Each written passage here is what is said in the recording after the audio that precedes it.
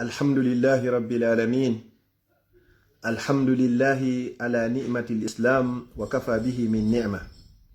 ثم الصلاة والسلام على من بئس رحمة للعالمين محمد بن عبد الله وعلى آله وأصحابه ومن تبعهم بإحسان إلى يوم الدين. musidɓe julɓe tedduɓe teddirɓe l'islam, ɓawon yettude o bajjo seniiɗo wawɗo mo ronkata o wiyeteɗo Allah jarnamo e dow nemaji ɗi o nemini en, tawata se limini en wawa andugol ko ɗi jelu. juula e ɓurnaɗo tagefo ngon o wiyeteɗo Muhammadu mo Allahu nuliri sabu yurmede wonande tagefo ngon, kanko e ɓeygure makko nen fop e sahabaɓe makko ɓen fop e kala wonɗo e lawol ɓeɗo yalla waɗo en e maɓɓe. haray musidɗo moɗon Abdallah Diallo Bruxelles naati ka jemma hunɗo fi salmingol ɗon, salminago dina, salminago l'islam, salminagoji hakkunde yimɓe aljanna ka aljanna. yo Allah waɗu en salmodiro yeyiɓe ka nder aljanna. hande haray hiɗen e jemma arafa, ñalande wetande nden arafa. yo Allah newnan en o tawna en bimbi, o newnana en wawugol horugol. haray hiɗen ka page meɗen Facebook lawol kisal ka juulirde meɗen masjidu ibadu rahman ɗo, nde dogan ɗum fi muɗum bembi e kikiɗe jemma e ñalorma. mi torki Allah yo Allah yoɓon ko ɓuri moƴƴude e joddi, holla en timmode muɗum ya rabbal alamin. haray musidɓe julɓe, haray jango ko ñalande arafa, ñalande tawata ko ñalande rinɗingol ɗen e natugol yiite jahannama. hara ko ñalande nde Allah yafoto bakkatuji meɗen. haray nelaɗo sallallahu alaihi wasallam ɓe maaki hiɓe tañƴini ha felliti kala horuɗo jango Allah yafotomo bakkatu duuɓi ɗiɗi, hitande wotere feƴƴunde, hitande wotere arore. yo Allahu yaafo en bakkatuji meɗen, jani e tosoki suuɗiɗi e feeñuɗi ɗi anduɗen e fimum eɗen anda fimum. yo Allah yaafo mawɓe meɗen, mawɓe Fuuta Jallo e kala fatiɓe julɓe ɓen fop. enen ga yo Allah hokku en battane moƴƴo. komi falete annintinde ɓawo en yewtude hanki fi arafa on, haray ɗon ko hanuɗen waɗugol jango ko hebbingol jantagol inde Allah.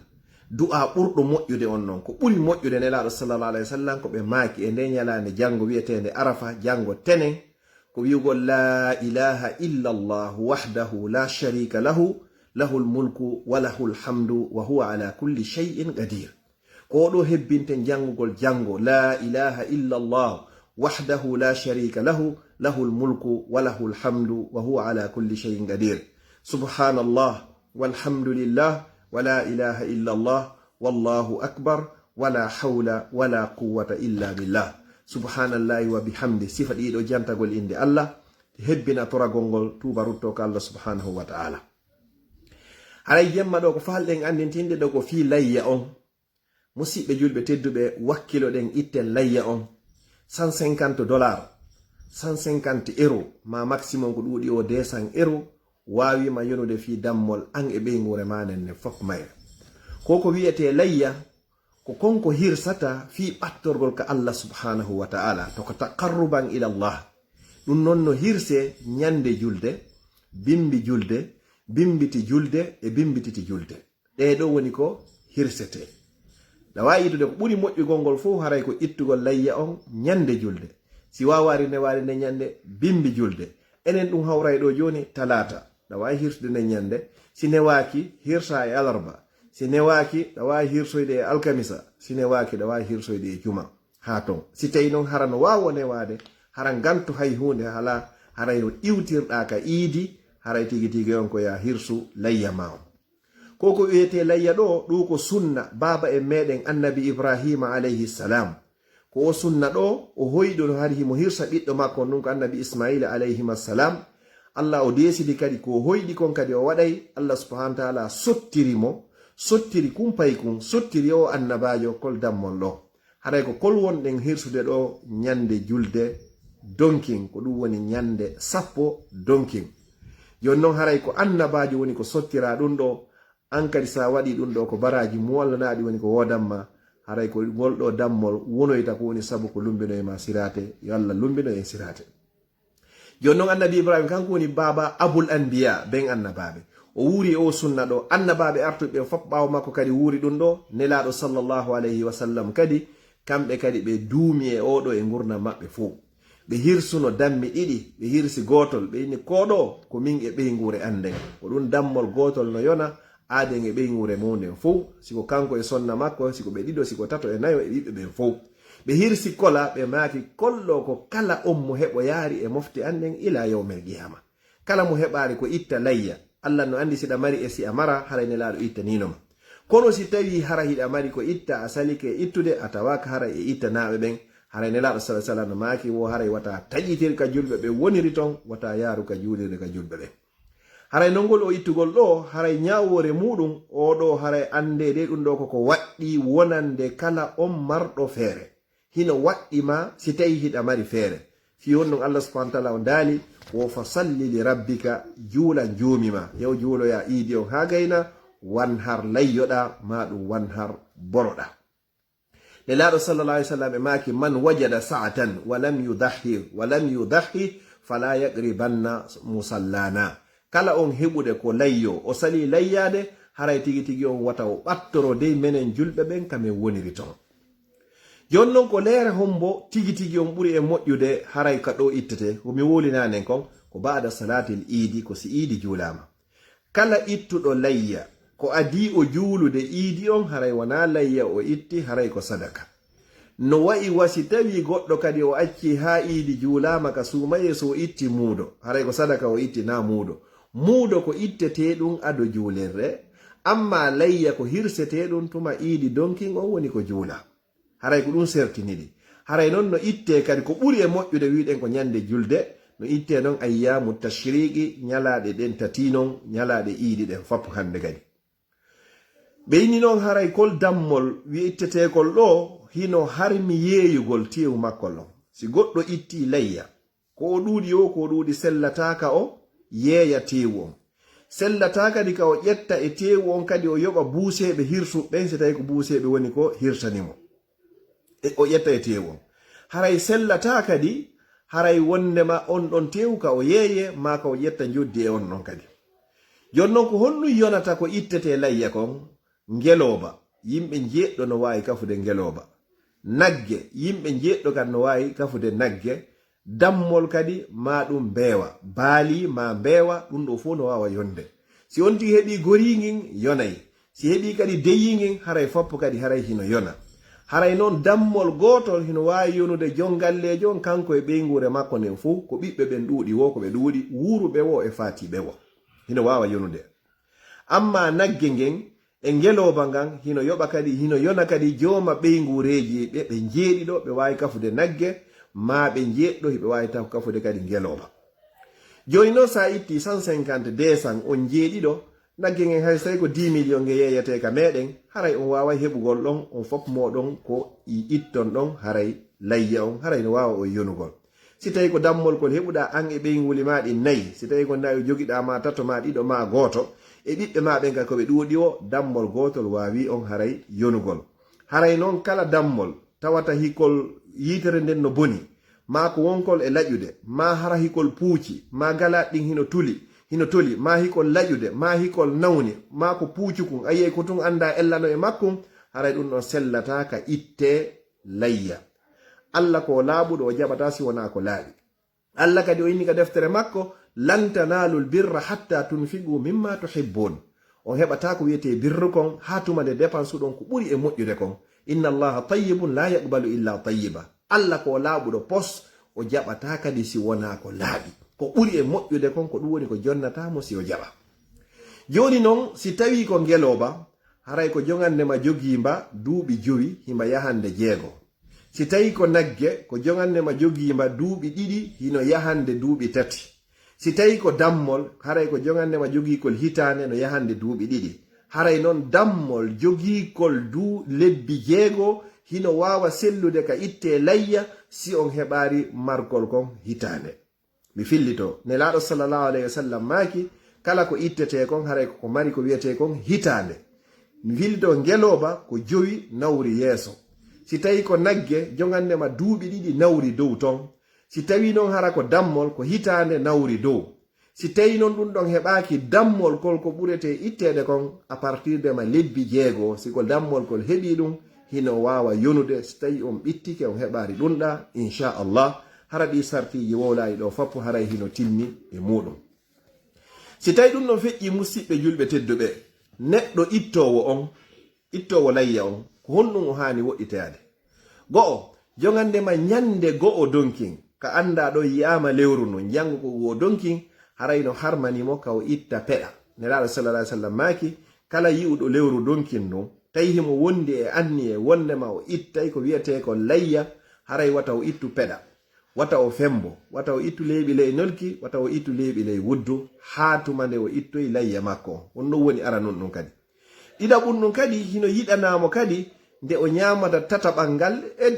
e layya makko c'est-à-dire dammolkol ko fecce pecce tati feccere goo o nafo ndeya feccere goo o itta sadaka ndeya feccere goo kadi o nelda miskinɓe ɓe so ƴetti foppo o ñaami haray hino sella so ƴetti foppo o okkitiri hino sella so ƴetti foppo kadi o itti sadaka haray kadi fof haray hino sella allah kanko ko hato jini natewu on naaƴi ƴanna ko inni lan yanala llaha luhumuha wala dima'uha walakin yanaluhu taqwa al minkum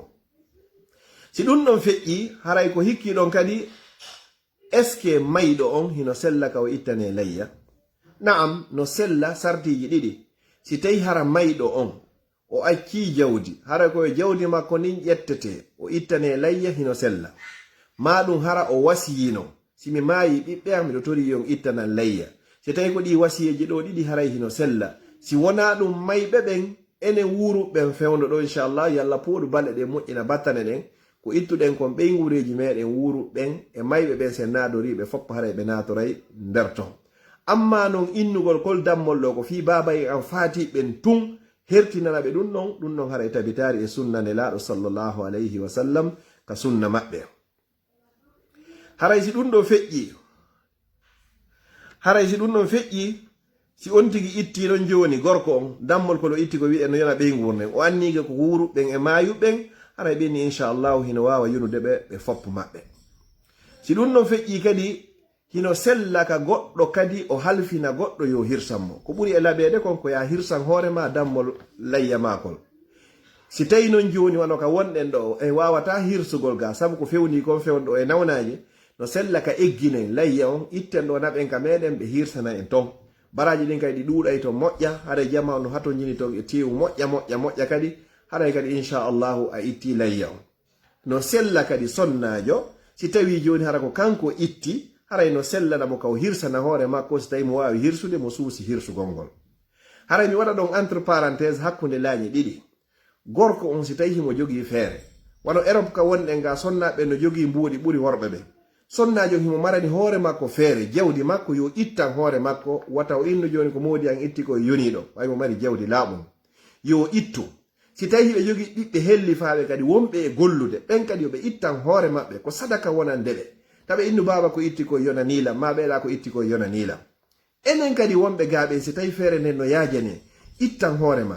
si baabe ma no wuuri ittanaɓe dammol si yumma ma no wuuri kadi ittanaɓe dammol si sonnaɓe ma ɓen foppo kadi hiɓe ɗon kadi feere nden no woodi ittan mo be maɓɓe heɓa dammol ɗum ko sadaka non o yeyi ɗo suudu capaɓen arabu ɓen nenejo on itta babajo on itta ɓiɗɗo on itta jiwɓe ɓen kadi foppo itta o yeyi dammi joyi dammi jeego no hirse e suudu wotoru ko ɗum wiyete sadaka o ko ɗum woroyta e nde ɗowdi ka goɗɗo ɗoydinoy to yawmal qiyama hebbine ittugol sadaka haray hino wawa yonirgol noon kadi inchallah haray si ɗum ɗon feƴƴi kadi onno ka layyaji ɗo komi falete tentingolngol ɗo nayen faamugo hino famano ka meɗen ton wondema simi fuɗɗike ittugol layya o mi itti hikka haray ko beni continue tum la ɗum ɗon haray sella few simi itti layya hikka hara sabu miɗo jogii feere ko aroyta hande kadi feere nden heɓaki la yukallifullahu nafsan illa wusaha allah fawari wonki si wona yiɗu taqa makki ko aroyta mi heɓari nayo mi ittu allah fawari lan haray ko ɓe inni ko kala on heɓuɗo feere ittugol layya o sali ittugol ka salaki ittugol ɗon nelaɗo sallallahu alaihi wasallam ko ɓe ittuno kon natoranima ɗon si nden hitande artoyeyre ɓaawo ɗon hande aroyeyde ɓaawo ɗon a heɓoyi feere nden haray kadi ittu kadi allah hino andi siɗa jogi estayi a jogaki kono musidɓe julɓe tedduɓe wonɓe wurude occident e kala ka wonirɗon wata innu joni min komi paykum mi ittata fewndo ɗo wata innu joni min komi sonnajo mi ittata fewndo ɗo a anda sa nawyoyey ittu fewndo ɗo allah ko yiɗi dewal mangal ko ɓattorta kuma kon ko fewndo ka wonɗa sagata ɗon ka wawuɗa ɗo wata acciɗo joni ha tuma nawyoyɗa hewtuɗa ka maya inna noon ko fewndo on say kadi am heɓuɗo jawdi nin ko am ɓuuri waɗɗade sa yanyi noon hande kadi a waɗani yummama a waɗanay baba en ma ɗum ko moƴƴere molanade noon a yoɓitay ɓe woni ko ɓe waɗannoma waɗanen nene waɗanen baba waɗanen sonnaɓe fayɓe janɗuɓe hellifaɓe ɓen fof kamɓe kadi ɓe ittan hoore maɓɓe 150 euro 150 dollars ma 200 dollars ɗum bonnata économie ma o hay e hunde e nder hitande ko parcelle ji jel wonɗen e sodude ko otoje jel wonɗen e yawde e muɗum ko cuuɗi jel wonɗen e darnude ko amandeji jel wonɗen e yoɓude ko facture ji jel wonɗen e yoɓude goɗɗo no wawi yoɓde ɗo facture ñallal gotal ɓuuri ko itata layyande wotere e nder hitande yiya himo ŋermite o ɗon en maɗi dammi satti goɗɗo no ñama e nder yontere 1000 dollars 1000 euro no woodi woɓɓe yoɓayɓe ɗo luwaye suudu maɓɓe ndun tun hara ko 1000 dollars ma 1000 euro hara ko luwaye on pet fiya naata tun liiƴa hoore hara ko ɗum ɗon pet yoɓata jonno hay si nagge nge woni 10 million yaw sooda waɗa ko ɗum tawoyta janngo wa an laysa lil insani illa ma sa'a neɗɗo dey mara hay hunde sina konko golli allah kadi inni ka deftere makko man amila salihan fali nafsi kala golluɗo ko moƴƴi o gollani hoore makko ko ɗum tawoyta yawmal qiyama a anda sa wuuri ɗo a ittari layya hitande arore si tawete ni koye jemma tenen o wonnen ɗo ko hombo andi min o wonɗo e wolde ɗo simi wetiɗay e wonki ma onon ɓe wonɓe ɗan darde ɗo si goɗɗo e moɗo wetiɗay e wonki hay goto anda ko andi ɗum wokotu subhanahu wa ta'ala o taguɗo kammuli tagi leyɗele tagi en newnani en kadi ɗum ɗo woodi buyɓe horiduno ɗen arafa rowani hikka wallahi ɓe horata arafa hara heɓe ka nder gaburuji maɓɓe enen kadi ko hombo e meɗen andi se waway horugol jango ko hombo e meɗen andi sen hori jango si tawi hitande 2022 nde arafa no aroya hara si tawi hara hiɗen fof hiɗen wooda wattanen hakkil moƴƴa musidɓe julɓe tedduɓe wata en nennir golle men ɗe hanɗen wadde hande innen en acce jango wata en accu jangoje ɗen ha faɗɗi jango ndaare wono welsinoɓe saliɓe yahugol hajju duuɓi ɗiɗi hikka hajjaka si tawi noon ɓeɗo hara ɓe heɓino feere nden hara ɓe sali hajjoygol hajjugol hari hino weeɓi moyji ɗin fof no timmani ɓe wona kaydi wona jawdi wona cellal wona hayye hunde condition ji ɗin fof ɗi timmiɓe salika yahugol si tawi noon allah hara ƴettitiɗo ɓe ɗum ɗo noon ado makka udditugol ko ɗum ɓeynoyta jomi maɓɓe yawmal qiyama ɓayle ko kanko huwa a'lamu bihim kanko ɓuri andude fi maɓɓe ɓe saliki hajjoygol musidɓe julɓe tedduɓe ɓeyde wattangol hakkil moƴƴa mi toriki allah yo allah newnan en jango wawen horugol arafa haray yeggitari du'a mo hanaɗo jangede on ñalande arafa ɗum ko jango la ilaha illa allah wahdahu la sharika lah lahul mulku wa lahul hamdu wa huwa ala kulli shay'in qadir haray kadi ko horata ñalande arafa ko wonande ommo daro yaaki arafa kala yahoyɗo hajju si tawi hiɗa ka hajju ton an sellantama ka hoora ñalanden an ko ya tampiri e du'agol e toragol enen kadi jango hay sai ko jango tum muññoɗen hara en ño'ari goɗɗo en fenari e hoore goɗɗo en jattari goɗɗo en wujjari goɗɗo hara jango koko moƴƴi tum wonɗen e waɗude sabu teddugol nde ñalande ka allah rinɗinta ɓuri guluje 90 naataynoɓe yiite jahannama watta ɓe e naatayɓe aljanna ka allah subhanahu wa ta'ala mantorta jiyaɓe makko ɓe yeeso malaikaɓe oyna ko ono yo malaikaɓe ndaareɓe jiyaɓe am ɓe fof hiɓe moɓodiri hiɓe torolan aljanna hiɓe mulola yiite jahannama ushidukum ya malaikati mi seedintini on kono yo malaikaɓen anni gada hafartu lawum ɓeɗo fof haray mi yaafikeɓe haray musidɓe julɓe tedduɓe enen wuuruɓe occident fewnuɗo lekkol om hino fermi hiɗen wondi e fayɓe ɓen ka cuuɗi haray ko honɗum hanɗen wadde koyo fayɓe ɓen immoɓe sulloɓe hoora nde ñalande jango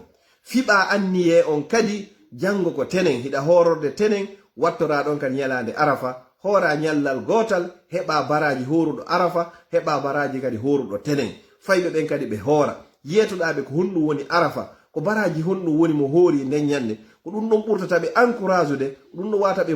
motifude suusinaɓe kadi fiyoɓe wakkiloɓe hoora wata hinum ɗo ko paykoykoy ñallal ngal hingal juuti ko fewdo ɗo mawɓe meɗen ɓen ɓe maka yo allah yaafoɓe bullal ko baggal seɓata mi toriki allah subhanahu wa ta'ala on kala feƴƴiniroyɗo nde yewtere hara ko liwajhillahi fi allah mi toriki allah yo allah feƴƴinoymo sirate mi toriki allah kala feƴƴino nde ɗo o partage nde yewtere ɗo o partageire nde fi allah fiyo goɗɗo goo nafitoyne no gasa woɓɓe andani hay jango taw ko arafa goɗɗo nafitoroy horoy sabu ɗum ɗon yo allah dannumo yiite jahannama mi toriki allah subhanahu wa ta'ala yo allah waɗu barki o page meɗen facebook lawol kisal onon wallitinoɓe finde julirde meɗen masjidu ibadurrahman wonde nder bruxelles lakerɗo kala mbuɗu mo wanno ɗon yo allah waɗu sabu ɗum ɗon ko waɗano yon heedode hakkude moɗon enen e yiite jahannama yo allah hollu en timmode nden haray ko teddungal moɗon on fof moɗon wallitinoɓe haray en signi compromis on inchallah o fokkitama moƴƴa en luttirasi wona seeɗa yo Allah newnu on seeɗa ɗon kadi wawa timmude e hoore jam moƴƴere nokku on wona nokku ka allahu subhanahu wa taala on rewete. mi toriki Allah yo Allah waɗu hara ko fi Allah mi wowliri waɗana marananan kami ma bonata toon ñande surroɓe arti oɗon kadi yo Allah feƴƴi yon feƴƴinirna yewtere fi Allah hara ko fi Allah woni ko daarirɗon marana on ka bonata toon onon kadi ñande surroɓe arti. mi toriki Allah yo Allah wurnu waɗa barki page meɗen Facebook lawol kisal wonnude e page ji ɗin foppo kadi kala wonɓe dogude fino dina marsira yo Allah newnan en arsika en kadi wawen ittugol layya on tentini non enen sukaɓe wowten nun ɗon hollen fayɓe ɓen kadi ko honɗum woni layya ko fi honɗum wonɗen hirsande dammi ɗin e nde ñalande ɗo kadi mi toriki Allah subhanahu wa taala ko kanko mari aljanna kanko mari yiite yo Allah okko en aljanna o danda e yiite. mi toriki Allah subhanahu wa taala no wodi bandiraɓe meɓen dolle nawnuɓe hara hino waali ko kanko mari cellal yo Allah dikkimɓe ɓe fop maɓɓe kala ka ɓe wawi wonirde e hoore adna Allah on cellal yawgal newingal sifangal o okkuno annabi Ayyuba. mi toriki Allah subhanahu wa taala no wodi sukaɓe meɗen boyi sukaɓe worɓe e rewɓe wonɓe e laawi wonirɓe Algérie wonirɓe Maroc wonirɓe Tunisie wonirɓe Libye arɓe fi lummugol Allah subhanahu wa taala ka woni renowo aynowo dandowo renuɓe aynaɓe dandaɓe lumbinaɓe hoore jam moƴƴere inchallah waɗanaɓe moƴƴere maɓɓe nen kala kande wawi wonirde hoore leydi ni ya rabbal alamin. mi toriki Allah subhanahu wa taala kala mo mawɗo mum faati kesum e kiɗɗum fop yo Allah tawɓe fop maɓɓe haraɓe ka jannatul firdawsil ala. kala luttiduɗo e mawɗo muɗum e hoore gurdam yo Allah feppindimɓe marɓe zurriya yo Allah wurnan on waɗa barki kala mo jogaki yo Allah okkormo ɓiɓɓe wuroɓe waɗaɓe barki kala marɗo jam e ɓuttu ka dewgal muɗum yo Allah duminanmo jam e ɓuttu on ka dewgal makko kala marɗo ande e sohla e ɓittene ka dewgal makko ko Allah woni ittowo yo Allah ittanmo newinanamo feppindinamo e modi makko e ɓiɓɓe makko ɓen fop wano hakkunde nene Fatima e Sayyidina Aliya wano hakkunde Sayyidina Aliya e Alhasani wal Husaini ya rabbal alamin. Allah ko a woni moƴƴirayɗo fiyaki jeyaɓe moƴƴin fiyaki julɓe ɓen fop tentini ɓiɓɓe lagine ya rabbal alamin. ittan en tooñe e jagguje ko woni ka meɗen leydi lagine yo Allah okkore lamɓe fewɓe nunɗuɓe huloɓe Allah yiɗuɓe leydi ni yiɗi ɓiɓɓe leydi nin yo Allah waɗu en enen kadi lamateɗi fewni nunɗudi hulori Allah yiɗuɓe ardiɓen e hoore ko yiɗi o yarli. Allah mi tororima inɗe maɗen fop e sifaji makko ɗin fof kala on mo anduɗa si ardike lagine e ɓiɓɓe lagine ɓen fop o feppindina e ɓiɓɓe lagine haramo bonna hula Allah mi torike ma newnu on ɗon o ardo. mi toriki Allah fittam ɓiɓɓe lagine gonɗi ittanamen nde andeje soholaji ko wonno ka page moɗon Facebook lawol kisal ɗo haray ko musidɗo moɗon Abdallah Diallo Bruxelles haray en jango si tawi jon jango jaɓi si tawi kadi en fottidari yo Allah fottindinoy en ka aljanna jango en yewtay fi neediji iidi ko honno iidi iidirte haray ko honno juuliroyte si tawi jon jango jaɓi. wassalamu aleykum wa rahmatullahi